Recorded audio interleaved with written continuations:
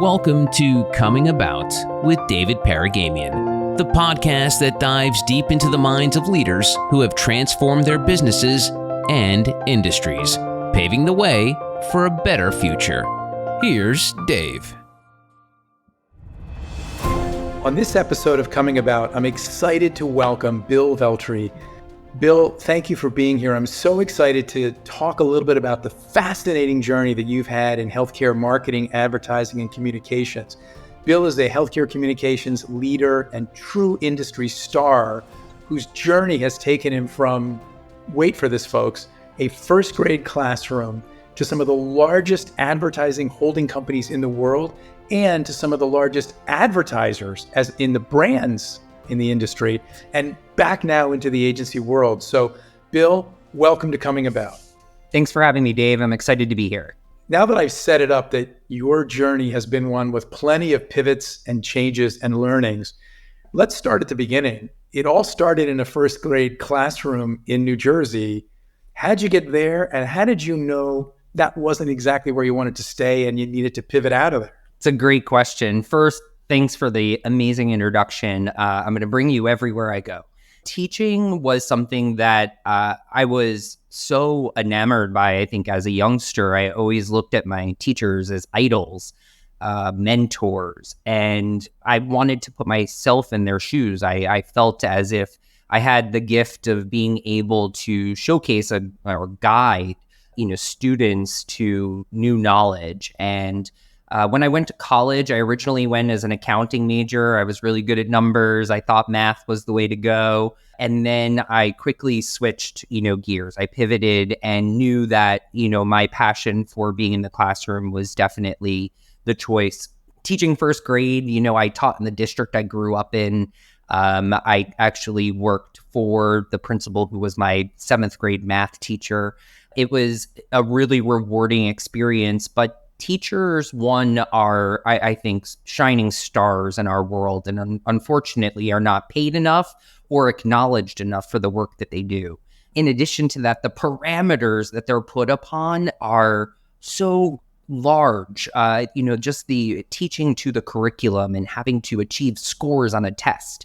It takes the fun out of dealing with kids and making them inspired to learn, empowered to learn. So I quickly learned that I wasn't going to last. We went on strike. It was weird, the politics. And I said, what else can I do? So I started to think about being a sales rep. So I actually sold curriculum for a while. I pivoted into marketing from a publisher perspective. Print was dying. I didn't really have the vision with some of the publishers I was with to see, into the future. And I had a mentor who was doing really amazing things from a healthcare marketing perspective. And talking to them, I realized that there was an opportunity to potentially use some of the skills that I had acquired from teaching as well as sales to pivot into the sciences and health science industry. And I quickly, attained a position at a leading agency. That's a great story. And you've actually touched a number of different things that I'd love to talk a little bit about on this session. One of which was the power of a mentor that helped shape you. I'm also wondering, knowing what a good marketer you are and how insightful you are about patient insights, was there a patient experience or a family experience that sort of said to you, healthcare is the right answer? Of course. I don't want to get emotional. I knew I was going to. There's a why behind it, which is why. Yeah, and you know this better than anyone. I read your book, and I'm so appreciative as a resource, and just such amazing vulnerability that you showed.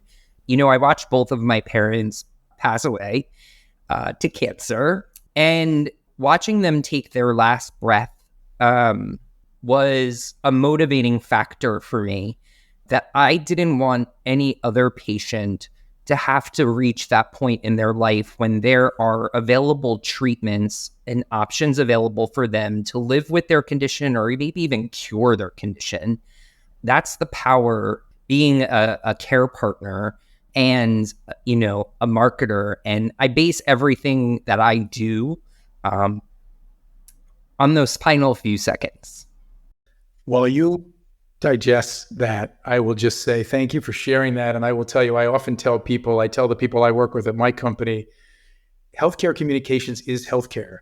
The real hero in the story, of course, is the clinician in the white coat and the woman or man bravely facing the disease state as they navigate together what's next for them. But the fact that as healthcare communicators, and I don't even want to use the word marketers or advertisers, but as healthcare communicators, in some small way, we're helping facilitate that conversation, enable that conversation, provide data or materials for that conversation. We're in the room. We're in the room that matters at the moment that matters, and we're helping those people. And that's a great why. And although there are some first graders in central New Jersey that are missing out on one great teacher, the healthcare communications industry is better for it that you're with us. So thank you. Well, let me do this. Let me take you to the next sort of the chapter, as you said. So you went into the agency part of the world first before you went and worked for some of these big marketers. But then you've also worked for AbbVie, Bristol Myers Squibb, a predecessor company that's now part of AbbVie. What would you say are some of the cultural differences? You observed those differences in the classroom of what you thought it was going to be like. What are the cultural differences between big agency, holding company, big pharma advertiser? I would say that the cultural differences really are very much more similar than we think, than disparate. And, there's pressure. Pressure is different on the agency side than it is on the client side, but ultimately the goal is the same, helping more patients. I think that a lot of agencies talk about being patient-centric, but feeling patient centricity is really seeing it in the results. On the client side, watching those numbers grow from a forecast perspective and seeing how many people you're actually impacting is truly life-changing. I mean, the opportunity of being able to be a part of that pressure is something that I think is a very big cultural difference. I think the agency feels it on the periphery, but being in the room and talking about the highs and lows, your access curves, your inability to crack, certain accounts and, teaming up with your sales colleagues and understanding how to pivot and ultimately drive better impact within that category is such a unique experience. The pressure is immense, though. I mean, the brand marketer is the hardest job in our industry, hands down. They have the highest amount of pressure on their shoulders, and they're trying to wear a lot of different hats. And that's the next part that I wanted to tell you was you have to be a multifaceted thinker. And sometimes on the agency side, you can fall into a silo, and you can get comfortable there and maybe even complacent. But as a client and, being a marketer, you have to wear a lot of hats. And sometimes your teams aren't really big and you don't have any additional FTEs and you have to take on tasks. So you may be the VP of marketing, but you may be working on a brief. And that is just part of the game of, making sure that you can do every bit of work that needs to be done in order to get the product into market. Commercialization is a very complex part of our business. And I have such a great appreciation for the people who are specialized in it because it's a team effort, but it's all hands on deck. Everybody does whatever it takes in order to make the business function. And then the last cultural difference is, on the agency side, sometimes I think we fall short on understanding the importance of the sales. And I don't think that it's just sales from a personal perspective. I think it's an MPP perspective, but really the way that patients and physicians connect is a very sacred ground. And our ability to influence them is something that I love talking about because I can't make them right and I can't make them ask, but I can do my best to influence them. And that's all sales techniques. The sales rep in our industry is, another really sacred piece that needs to be, thought about differently. And, as the world changes and we evolve, that human touch and that human connection is still really well needed. And then on the MPP side, it's how do we complement everything we could do in person and make it feel like it's personable. And I'm just so enamored by the sales vehicles that we have at our fingertips and our ability to influence those conversations, again, to impact more patients.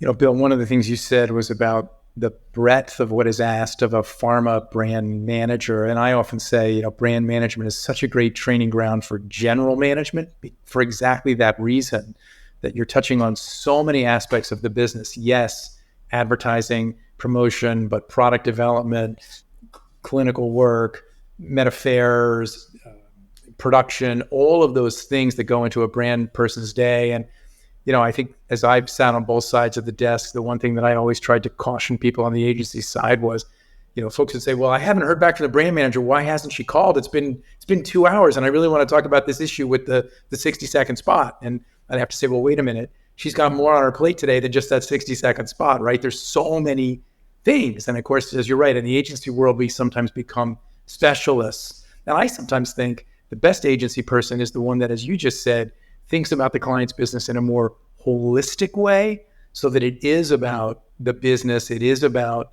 reaching those patients and what makes this product different. I know that you have gone from agency to client and now back to agency again. What do you think makes a great client? I hope you have a bunch right now, but what makes a great client, Bill? So we definitely do at Deerfield. I'm very fortunate to be able to work with an agency that does have an amazing client roster. But I think what makes a great client is the ability to be transparent. Your goals have to be your agency's goals. And everyone has to be able to see that North Star together. And if you're withholding information, it makes it harder for those that are your agency partners to do their job and ultimately help you achieve what you want to achieve. So it's collaborative goal setting and being extremely transparent with that information so that that happens. The second is trust. I mean, it is hard for a brand manager to do all of the things that we were talking about, right? They wear so many hats. Have trust that you've hired an expert. There's people who are experts in their field and they are siloed for a reason and they're really good at being siloed. So let them shine. I really have worked with some amazing agencies in my career. And I think the ones that have always prospered or have been the ones that I've allowed them to do what they're really good at and not interfere, not give them directives, but give them guidance and support in order for them to ideate and ultimately bring the ball across the finish line for me. And then the last is partnership. I am a firm believer that in our industry, we have, a problem. And that problem is that we think too transactionally. And a lot of the vocabulary we use around the people we partner with is we use them as vendors. It is a word that makes my skin crawl because do you know what? A vendor is someone you purchase a service from and then you don't care about them and you walk away. Our business is built on empathy. And if we want to get to further, we have to do it together. And the only way we're going to be able to do that is if we truly partner as one team. And that means clients, agencies, and media partners. And that triad is such a powerful combination. We have so many smart people in this industry, all filled with hearts. And everybody has the same latent need, which is to help patients. It's a very caring industry. And why not build on that and make sure that partnerships are strong? Let's remove the word vendor from our vocabulary and let's build partnership. I love all three of those points, the transparency, the trust, and partnership. And I'll go where you just were, which is I sometimes think partnership is such an overused word that we've lost the real benefit of it, because you're talking about partnership with a true capital P, where people have a seat at the table. We listen to one another. Ultimately, of course, the decision belongs to the client. It's his or her money. Totally get it.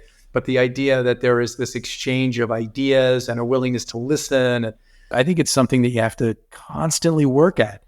And it's not by definition a priority for everyone. People show up. They think they know how to do that.